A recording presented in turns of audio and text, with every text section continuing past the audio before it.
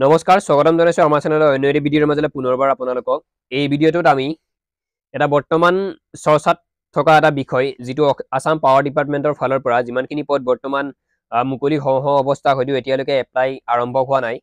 সেই কথাখিনিৰ ওপৰত আজিৰ ভিডিঅ'টো আলোচনা কৰিম যিকেইটা বিভাগৰ পৰা পদ মুকলি হৈছে সেইকেইটা বিভাগ হৈছে APDCL AEGCL আৰু APGCL এই ডিপাৰ্টমেণ্টৰ ফালৰ পৰা যিখিনি পদ মুকলি হ'ব কিমান পদ মুকলি হ'ব বা অৰিজিনেল কেতিয়ানো এপ্লাই হ'ব বা কেতিয়া এইখিনি ৰিক্ৰুটমেণ্ট দিব সেই কেতিয়ানো চাকৰি হ'ব আপোনাৰ বা বহুত ইউটিউবাৰে বৰ্তমান কৈ আছে আমাৰ নিচিনা কিছুমান ইউটিউবাৰে কৈ আছে যে কম দিনৰ ভিতৰতে এপ্লাই হ'ব বা ফেব্ৰুৱাৰী মাহৰ শেষৰ পিনে এপ্লাই হ'ব মে' মাহত নিযুক্তি দিব এইখিনিৰো এডিআৰই বা অসম পুলিচৰ যিমানখিনি ৰিক্ৰুটমেণ্ট বৰ্তমান প্ৰচেছ চলি আছে তাৰ লগতে একেলগে নিযুক্তি দিব বুলি কৈ আছে তো তেনেকুৱা নহয় কিমানখিনি কথা সঁচা বা কোনখিনি কথা মিছা বা আপোনালোকে যিখিনি APDCLৰ ফালৰ পৰা বা AEGCLৰ ফালৰ পৰা যিখিনি আবেদন প্ৰক্ৰিয়া চলিব কেতিয়া চলিব বা এই ৰিক্ৰুটমেণ্টখিনি কেতিয়া হ'ব সেই বিষয়ত এই ভিডিঅ'টোত আলোচনা কৰিম নেক্সট যাতে আৰু আপুনি আসাম পাৱাৰ ডিপাৰ্টমেণ্টৰ ফালৰ পৰা যদি কিবা আপোনাৰ ডাউট থাকে আপোনালোকৰ ক্লিয়াৰ হৈ যায় বা ইয়াৰ নেক্সটত যদি আপোনাক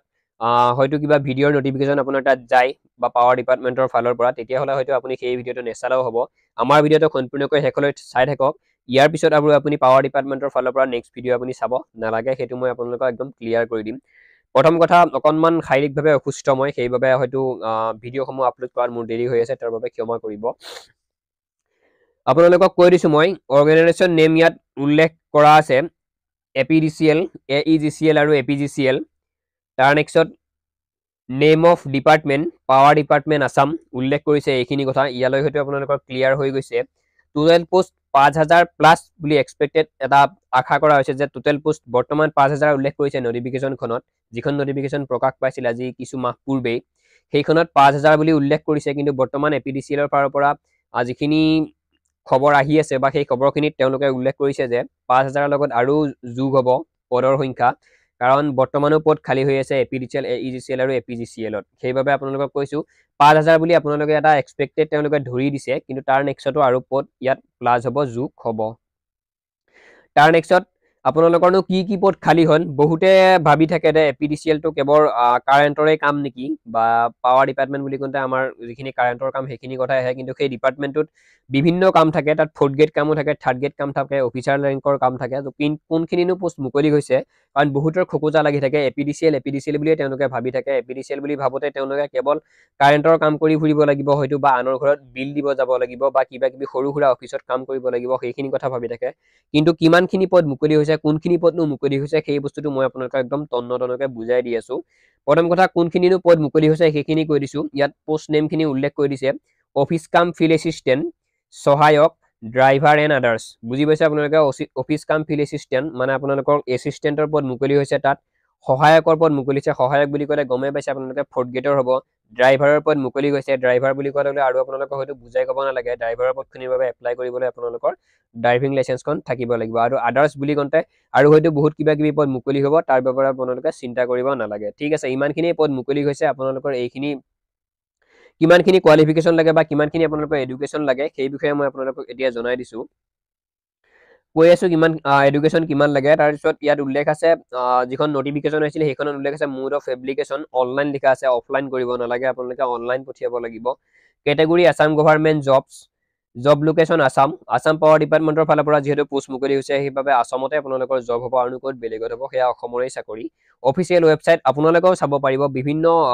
ইউটিউবত যেতিয়া আপোনালোকৰ নটিফিকেশ্যন যায় APDCLৰ ফালৰ পৰা যে কিবা এটা নটিচ আহিছে সেইটো যে আপোনালোকে চাবলৈ লৰা ধপৰাকে ইউটিউবটো অন কৰে বা সেই ভিডিঅ'টোৰ ফালে আগবাঢ়ে কিন্তু যিকোনো ব্ৰাউজাৰ আপোনালোকে নিজে খুলিবচোন মোবাইল আপোনালোকৰ আজিকালি থাকেই চবৰে হাততে তো আপোনালোকেও নিজে চাব পাৰিব যে কেতিয়া এপ্লাই হ'ব বা কিবা নতুন নটিচ আহিছে নেকি অসম পুলিচৰে হওক ব্ৰাউজাৰবিলাকত আপোনালোকে চাৰ্চ কৰিব লাগে অসম পুলিচৰ বিষয়ে চাৰ্চ কৰিব লাগে বা এডিআৰইৰ নতুন কিবা আহিছে নেকি বেলেগকে নটিচ কিবা তেওঁলোকে আউট কৰিছে নেকি তাৰ বিষয়ে আপোনালোকে চাৰ্চ কৰিব পাৰে এডিআৰই বুলি বা এতিয়া যিটো আসাম পাৱাৰ ডিপাৰ্টমেণ্ট আছে তাৰো এটা তেওঁলোকৰ অফিচিয়েল এটা ৱেবছাইট আছে সেই ৱেবছাইটটোতহে তেওঁলোকে ইয়াৰ নটিফিকেশ্যনসমূহ আউট কৰি থাকে গতিকে আপোনালোকে আনৰ ভৰসাত থাকিব নালাগে নিজে আপোনালোকৰ ফোনত ব্ৰাউজাৰ থাকে যিকোনো ব্ৰাউজাৰত আপোনালোকে এই যিটো ৰিক্ৰুটমেণ্টৰ বিষয়ে চাব বিচাৰে সেই ৰিক্ৰুটমেণ্টৰ বিষয়ে চাৰ্চ কৰিলে আপোনালোকে চাব পাৰিব ইয়াতো এটা অফিচিয়েল ৱেবছাইট দিছে apdcl.org. ৱেবছাইট এটা উল্লেখ কৰিছে তেওঁলোকে মই আকৌ কৈ দিছোঁ apdcl.org. এইটো ৱেবছাইটত যদি আপোনালোকে চায় তেতিয়াহ'লে APDCLৰ ফালৰ পৰা বা আসাম পাৱাৰ ডিপাৰ্টমেণ্টৰ ফালৰ পৰা কিমানখিনি পদ মুকলি হ'ব বা কেতিয়া এপ্লাই ষ্টাৰ্ট হ'ব আৰু নতুনকৈ কিবা নটিচ আহিছে নেকি সেই বস্তুবিলাক আপোনালোকে A to Z গম পাই থাকিব গতিকে আনৰ ভৰসাত থাকিব নালাগে নিজে নিজে ব্ৰাউজাৰত বস্তুবিলাক সকলো বস্তুবিলাক আপোনালোকে সাৰ্চ কৰি চাব পাৰে ঠিক আছে নেক্সট স্যালাৰি কথা আহিছো 12000 পৰা 60000 পৰ্যন্ত আপোনালোকৰ দৰমহা হ'ব পাৰে এজ 18 পৰা 46 বছৰ 18 to 44 ইয়াৰ্ছ উইথ ৰিলেক্সেশ্যন আছে আমাৰ অসম গভৰ্ণমেণ্টৰ যি ৰুলছ আছে সেই ৰুলছ হৈছে OBC MOBC ৰ বাবে 3 বছৰ PWBD ৰ বাবে 5 বছৰ OBC MOBC ৰ বাবে 3 বছৰ SC ST ৰ বাবে 5 বছৰ PWBD ৰ বাবে 10 বছৰ নেক্সট ডিপাৰ্টমেণ্টেল কেণ্ডিডেট খিনিৰ বাবে 7 বছৰ আকৌ কৈ দিছো মই যদি আপোনালোকৰ খুকুজা আছে ST ST ৰ বাবে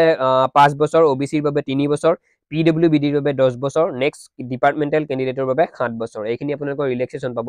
মোটামুটি আপোনালোকে 50 বছৰলৈ আবেদন কৰিব পাৰিব এপিডিচিএলৰ যদি বৃহৎ ৰিক্ৰুটমেণ্ট আহি আছে তাত পদ 5000 প্লাস বুলি উল্লেখ কৰিছে 6000 7000 কিমান পদ হয় সেইটো ঠিক নাই